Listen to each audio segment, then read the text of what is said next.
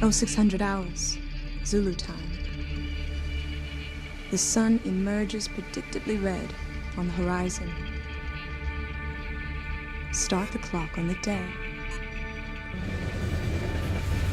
And we humans emerge from our stasis, our sleep, and we take up the responsibility of free will, mostly unaware that we are inexorably connected, one to another, in invisible pathways. Jet streams, shipping lanes, prevailing winds, genetic strains. Climate patterns, tidal pools, the mysterious inroads of prayer. Connected. When one is lost, another grieves. When one is hurt, another bleeds. 0601, this day is in our hands. What will we do with it?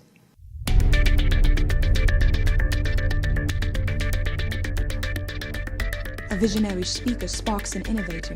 A design takes shape, wheels set in motion, giving birth to a movement, spreading like a flame through a church, an enterprise, a city, sparking new ideas, new adrenaline. Walls fall and doors swing open, giving life and hope to tens, hundreds, thousands, moving mountains. Feel it? Potential.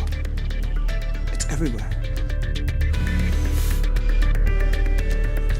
Quiver in the atmosphere, disturbing the Pacific Rim. Fears in Japan spark prayers in Berlin.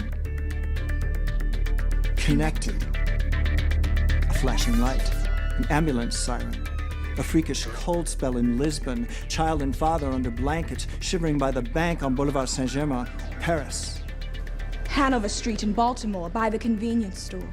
Look in those eyes. Movement in the ocean floor.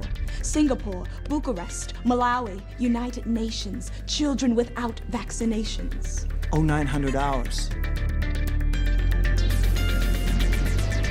Leaders gather in New York, scribble notes from a speech, pen and ink on a moleskin. 3 inspired physicians, having made a point to listen, now engage in conversation, posing the question, will these great minds be moved to action?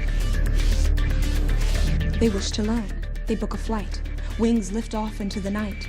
Passport check, security, Jakarta, Rwanda, Congo, Kinshasa. Sworn enemies humble themselves before a 40-inch screen as praying souls in Paraguay hold their breath on their behalf. Unprecedented. They gather to learn, to heal, and to hear. Hands join in prayer, clearing the air. Listening, open, willing to be moved, letting go the deepest of the wounds, reconciling, excising the fear. Brothers, for the first time in 100 years. Instantaneous paths of prayer, whisper synced from here to there, decisions to leave, decisions to stay, soldiers drop to their knees to pray. 1300 hours. Syria, Libya, taking up arms, alert, alarms, worldwide protests, desperate prayer requests, old regimes fall, new ones rise, sleeping churches come alive. Calls to action, cyber campaigns, after the drought comes at last. The rain. Sao Paulo, Corcovado, statue of Christ with open hands, voiceless children, white hot sand, Chicago, Krakow, Amsterdam. Commerce, drug trade, street lights, gang signs. Follow down every pathway. Palestine, Mumbai, slums of the Dalit. Zoom in on Cairo, the Zabaleen, garbage city, children's unprotected souls and feet. One woman listens to the voice in the silence, and an idea catches fire. In the desert wind, the dry season ends. The healing begins. South Asia, a church in a city that must not be named, one step away from being found out, shut down, incarcerated, but for the prayers in Des Moines and Bahrain. Always listen. Watch the streets. Read the signs between the lines. Baptisms, in hiding, in tubs, in fonts, in pools, in lakes, the cleansing water, the tides, the surf, tsunami. Tokyo. From the heat of desperation comes connection. Japanese youth take up a collection for reconstruction. Digging out from under the quake, caring for those left in the wake, spending themselves for the sake of the broken.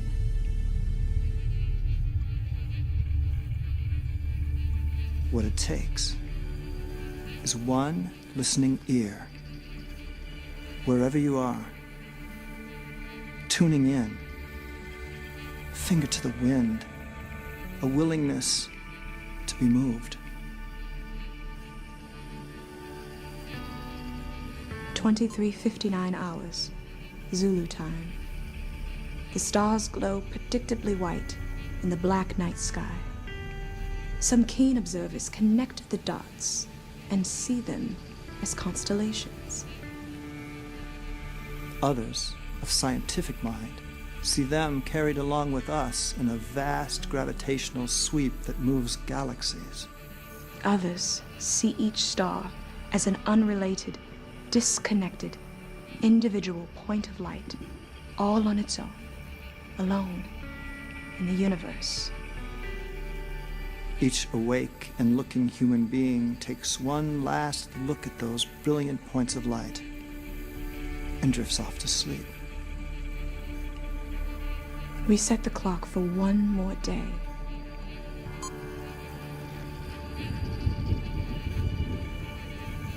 What will we do with it?